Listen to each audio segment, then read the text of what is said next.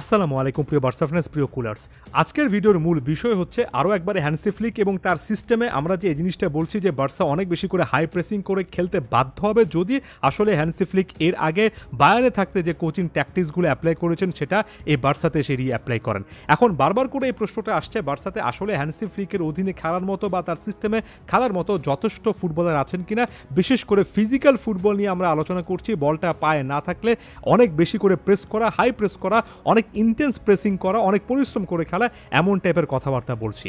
এবং এই টাইপের কথাবার্তা বলতে গিয়ে অনেকেই কিন্তু ব্যাপারটাকে অনেক বেশি করে ফিজিক্যাল বানিয়ে ফেলেছেন। অর্থাৎ হ্যান্সি ফ্লিক অনেক বেশি শরীর নির্ভর ফুটবল খেলেন, এখানে অনেক বেশি ফাউল করতে হবে, প্রতিপক্ষকে বারবার চার্জ করতে হবে, এমন টাইপের কথাবার্তা একটু বেশি কোনো জায়গায় দেখছি। তবে আমার কাছে মনে হয় ব্যাপারটা কিছুটা হলো, পুরোটা বলছি না, কিছুটা হলো মিস ইন্টারপ্রেটেড, অর্থাৎ ভুলভাবে হয়তোবা ব্যাখ্যা করা হয়েছে, হয়তোবা আমি নিজেও খুব একটা বেশি ক্লিয়ারলি বোঝাতে পারিনি।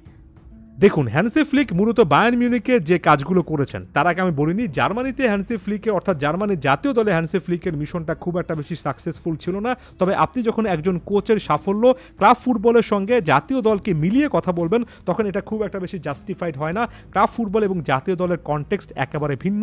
কোনো একদিন আলাদা করে এই দুটো কনটেক্সট নিয়ে হয়তো আলোচনা করব। মেইন টপিকটাতে চলে আসছি।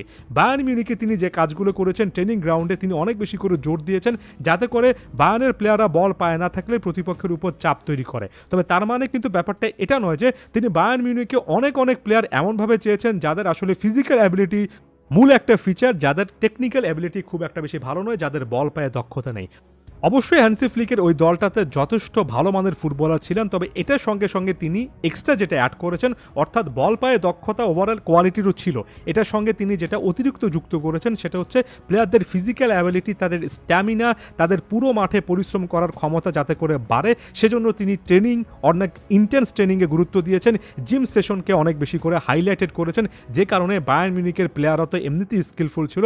আপনি যদি 2020-21 ওই সময়টাতে বায়ার্ন মিউনিখের প্লেয়ারদের ওভারঅল ফিজিক দেখেন, দেখবেন যে লিওন গোরেৎসকারা কিভাবে আসলে বডি বিল্ডিং টাইপের ওয়ার্কআউট করছেন এবং সেগুলো আসলে সোশ্যাল মিডিয়াতে শেয়ার করছেন। ব্যাপারটা কখনোই এটা নয় যে আপনার অনেক বেশি করে বডি বিল্ডার টাইপের ফুটবলার লাগবে, বরঞ্চ ব্যাপারটা হচ্ছে আপনার এমনিতে বল পায়ে কিংবা ফুটবলে দক্ষতা লাগবে, তবে এর পাশাপাশি যতটা সম্ভব নিজেকে ফিজিক্যালি ওয়েল ফিট, যতটা সম্ভব অনেক বেশি করে স্ট্যামিনা সম্পন্ন একজন প্লেয়ার বানাতে হবে।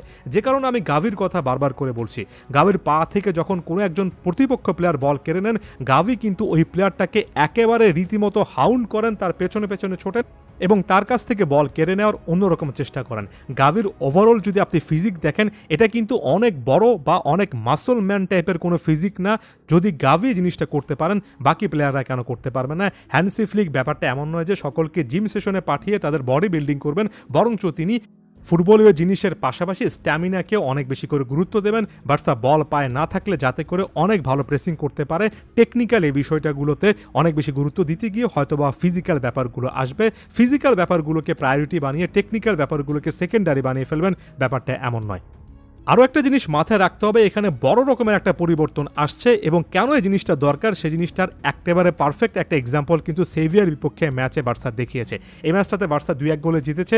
বার্সার এই ম্যাচও লেভানডফস্কি গোল পেয়েছেন এবং ফেরমিন লোপেজ সিজনের একেবারে শেষ ভাগে এসে ভালো একের পর এক পারফরমেন্স দিয়েছেন, সব কিছু ঠিক আছে। তবে বার্সা যে জায়গা থেকে গোলটা কনসিড করেছে, আপনি যদি অ্যাসিস্ট মেকিং ওই পাসটার ক্ষেত্রে অর্থাৎ এননেসারির কাছে যখন বলটা আসছিল তখন যদি বার্সার 15 নম্বর জার্সি পরিহিত ক্রিস্টেনসেনের মুভমেন্টটা দেখেন, এটা অনেকটুকু স্লো ছিল, তার অনেক ফাস্ট মুভমেন্ট করা দরকার ছিল এবং এননেসারি কিন্তু তার গায়ের সঙ্গে লেগে থাকা বার্সার ডিফেন্ডার ইনিয়াগো মার্টিনেসকে রীতিমতো বোকা বানিয়েছেন এবং তাকে পেসে বিট করেছেন। এই যে ক্রিস্টেনসেন একটু স্লো মুভ করেছেন, এই যে মার্টিনেস এ প্লেয়ারটাকে আটকে রাখতে পারেননি, এই জায়গাগুলোতে বার্সাকে অনেক বেশি ফাস্ট করতে হবে এবং হ্যান্সি ফ্লিক এমন একজন কোচ, নিঃসন্দেহে বলতে চাই এই জিনিসগুলোতে সবার আগে গুরুত্ব দেবেন এবং খুব নির্দিষ্ট করে প্লেয়ারদেরকে বলবেন এতটা স্লো মুভমেন্ট করলে, এতটা লেস এনার্জি, একেবারে ভেঙে পড়ছে এমন মনোভাব দেখানো যাবে না। এবং এটা একেবারে ফিজিক্যাল জিনিস নয়, এটা হচ্ছে মেধার সঙ্গে শারীরিক ক্ষমতা একটা প্রয়োগ। আশা করছি হ্যান্সি ফ্লিকের এই জিনিসটা আমরা একেবারে প্রথম সপ্তাহ থেকে দেখতে পারবো। ধন্যবাদ সবাইকে।